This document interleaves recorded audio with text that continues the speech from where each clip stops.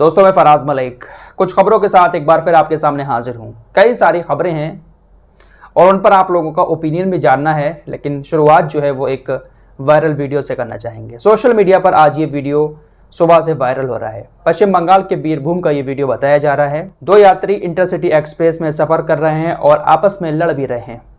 इनको देखकर लगता है कि शायद ये नशे में भी हैं। हाथापाई हो रही है और हाथापाई होते होते नौबत यहाँ तक आ गई कि एक शख्स ने दूसरे को चलती ट्रेन से धक्का दे दिया और वो नीचे गिर गया। गनीमत ये रही कि नीचे गिरने वाले शख्स की जान बच गई। रेलवे पुलिस ने रेलवे ट्रैक से लहूलुहान हालत में उसको उठाकर हॉस्पिटल में एडमिट कराया और जिसने धक्का दिया था उसको भी रेलवे पुलिस ने गिरफ्तार कर लिया।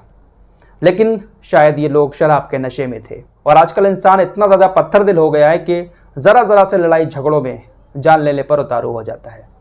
फिलहाल चलते हैं अगली खबर की तरफ। खबर मध्य प्रदेश से सामने आ रही है। MBBS अब मध्य प्रदेश में हिंदी में पढ़ाया जाएगा। जी हाँ, मध्य प्रदेश की सरकार ने गृह मंत्री अमित शाह जी के साथ मिलकर हिंदी में MBBS का कोर्स भी लॉन्च कर दिया है। पूरी दुनिया के अंदर MBBS की जो पढ़ाई होती है वो अब तक इंग्लिश में ही होती चली आई थी, लेकिन अब मध्य प्रदेश की सरकार अपने पूरे प्रदेश में MBBS की पढ़ाई जो है वो हिंदी में करवाएगी। साथ ही साथ मध्य प्रदेश सरकार ने सरकारी डॉक्टरों को भी एक आदेश जारी कर दिया है कि आप जो भी पर्चा लिखेंगे दवाइयों का, उस पर जो भी दवा का नाम लिखेंगे वो हिंदी में लिखेंगे। मातृभाषा को बढ़ावा देने के लिए मध्य प्रदेश की सरकार ने इस तरह का नियम लागू किया है। इस नियम के लागू होने के बाद कई सारे सवाल सोशल मीडिया पर लोग उठा रहे हैं। कुछ लोग ये कह रहे हैं कि बहुत अच्छा कदम है और जो लोग सरकार के इस फैसले को गलत बता रहे हैं वो कह रहे हैं कि सरकार इस तरह से हिंदी में MBBS की पढ़ाई करवाकर बच्चों को बिल्कुल बेकार करना चाहती है, क्योंकि दुनिया में हर जगह इंग्लिश में पढ़ाई होती है MBBS की। बच्चों को ठीक से समझ नहीं आएगा सिलेबस। इस मामले में बिहार की पार्टी RJD ने भी शिवराज सिंह चौहान के इस फैसले पर तंज कसते हुए कहा कि आपका बेटा इंग्लिश मीडियम में अमेरिका पढ़ता है और आप अपने प्रदेश की जनता को MBBS हिंदी में पढ़ा रहे हैं। तो काफ़ी सारे सवाल इस फैसले पर लोग उठा रहे हैं, लेकिन बहुत सारे लोग ये भी कह रहे हैं कि अच्छी बात है कि हमारी मातृभाषा में MBBS पढ़ने को मिलेगा। तो जो लोग पढ़ने वाले हैं, जो डॉक्टरी का कोर्स करना चाहते हैं या अपने बच्चे को करवाना चाहते हैं, तो क्या सरकार का ये फैसला आपको सही लगता है? इंग्लिश की जगह हिंदी में हो जाने पर बच्चों को पढ़ाई में आसानी होगी या फिर उनको बहुत ज़्यादा परेशानियों का सामना करना पड़ेगा? कमेंट बॉक्स में अपनी राय का इजहार भी ज़रूर करें। अगली खबर जो है वो गिरते हुए रुपये को लेकर है। इस वक्त $1 की कीमत 82 रुपये से ऊपर हो चुकी है। $1 82 रुपये से ऊपर है।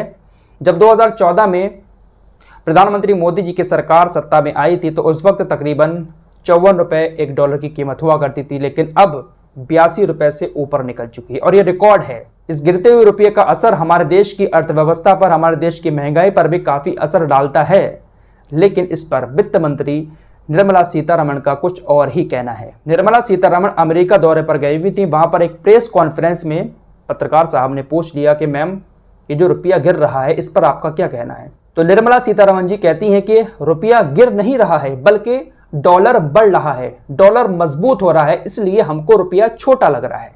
रुपया कमजोर नहीं हो रहा है बल्कि डॉलर मजबूत हो रहा है, जिसलिए हमको रुपया कमजोर दिखाई दे रहा है। ये तर्क उन्होंने दिया।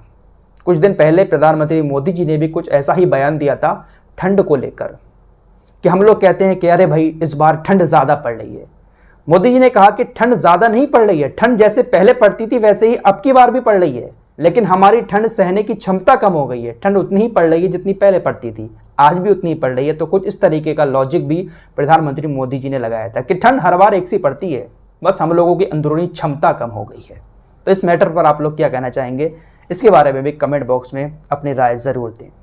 अगली खबर जो है वो ग्लोबल हंगर इंडेक्स यानी भुखमरी को लेकर एक कभी रिपोर्ट जो सामने आई थी, जिसमें भारत को श्रीलंका, बांग्लादेश और पाकिस्तान, नेपाल जैसे देशों से भी नीचे रखा गया कि भारत के अंदर इन देशों से भी ज़्यादा भुखमरी है।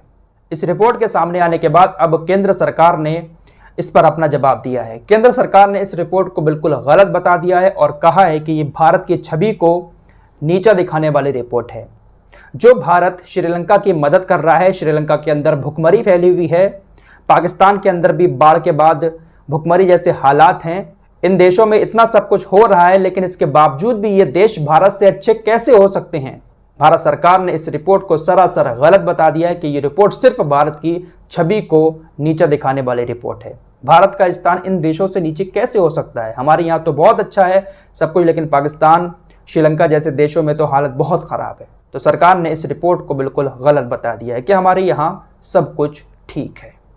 फिलहाल इस रिपोर्ट में इतना ही। मिलते हैं एक और नए वीडियो के साथ, तब तक के लिए अपना ख्याल रखें।